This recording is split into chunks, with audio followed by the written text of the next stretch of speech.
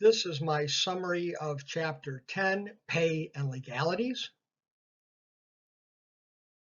Young couples in love look into each other's eyes and whisper they will live on love. Those of us who are a bit more seasoned know it takes more than love, it takes money. For most of us, the money we have comes from our job. The first half of Chapter 10 is about different ways an organization decides to pay money to employees, as well as other things besides pay to show the organization respects the job done by the employee. Those crazy in-love kids think it will last forever, and it would be nice if it did. It would also be nice if all organizations had and followed a textbook performance management system and everybody lived happily ever after. Unfortunately, just like personal relationships, sometimes things do not turn out the way we planned, and legal action enters the picture. The second half of Chapter 10 deals with legal principles that affect organizations. First, let's look at what affects us all, money. Types of pay. Pay can be determined by position and longevity with the company, or pay can be determined by performance. The problems with pay based on organizational longevity and position is that performance is not rewarded, and top performers may market their skills to organizations that will compensate them for their above average performance.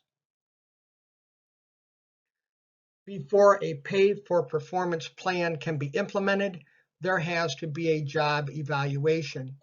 Various methods can be utilized to evaluate jobs. Jobs can be ranked, with higher ranked jobs paying more than lower ranked jobs. Jobs requiring similar proficiencies, aptitudes, and information can be grouped together. Or pay can be based on individual elements the organization feels adds value to the organization. Methods of pay based on performance can be the number of items produced. This is usually piecework. It's used in manufacturing a lot. Pay could be based on the number of sales that are closed. Normally large item things like cars would be sales that are closed. In retail, smaller retail stores and fast food stores, promotion to increase sales, upselling. A group of store employees could all share in the reward. And then there's also employees share in the excess profits generated by their efforts. My experience with this has always been in manufacturing, where all employees share in profit sharing. I don't know if other organizations use profit sharing or not.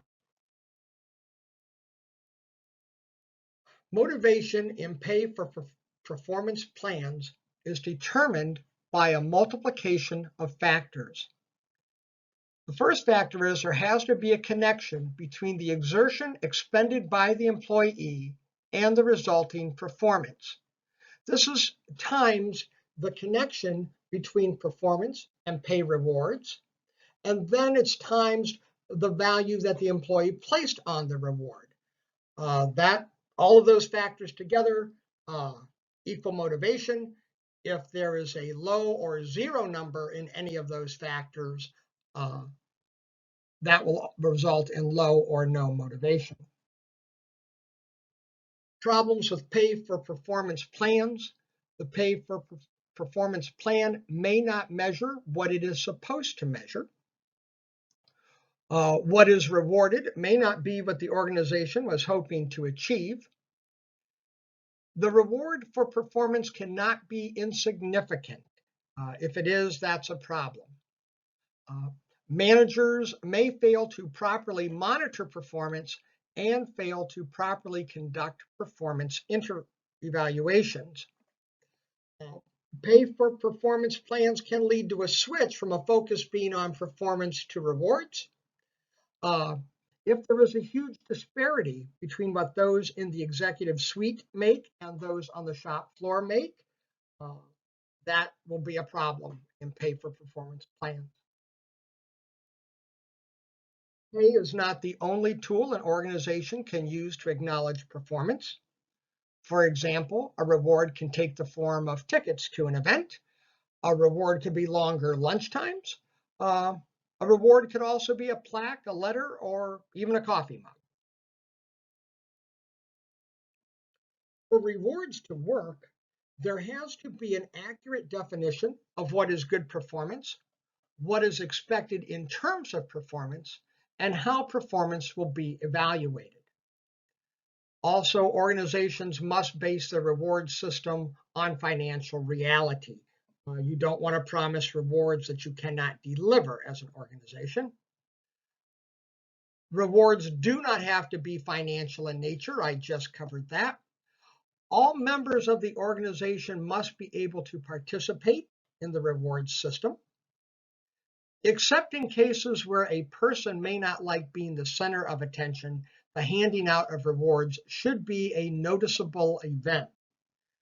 It's important to remember that rewards are based on performance.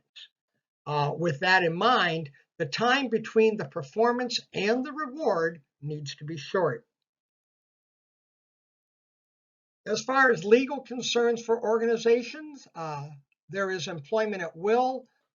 If there's no contract, either implied or otherwise, both the employee and the employer are free to end organizational member employment at any time. The key part of this is that the contract cannot even be implied, or employment at will is not in play. Negligence is failure on the part of the organization to do what they say they will do. Defamation is communication of untrue information of a negative nature about an employee. Misrepresentation is communication of an untrue positive nature about an employee. Adverse impact is discrimination, but the discrimination was not intentional. And illegal discrimination is the intentional unfair treatment of an employee due to their ethnic background, sex, age, etc.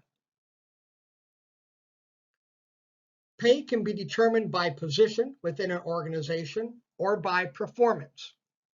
When pay is based on performance, organizations may rely on various mechanisms to determine the relationship between the job and rate of pay. Neither pay based on longevity and position or performance is without its faults. Pay is not the only way to show appreciation for a job well done. Companies have many other options at their disposal. A good performance management system can protect the organization from various legal challenges. My two questions for this week's reading are: number one, suppose you have a worker who has performed a job for a number of years. You hire a new worker to perform the same job at the same rate of pay as the experienced worker. Are you thinking of the parable of the laborers in the field? That's where I got this from. How do you overcome potential legal action? Question number two, regarding lawsuits, 1 Corinthians 6:7, the New International Version, says, why not rather be wronged? Why not rather be cheated? Matthew 18, verses 21 and 22 says, how many times shall I forgive my brother when he sins against me? I tell you, not 7 times, but 77 times. You are a Christian working in a Christian organization. You feel discriminated against. Yes, it even happens in Christian organizations. In light of these verses, do you seek redress? Why or why not?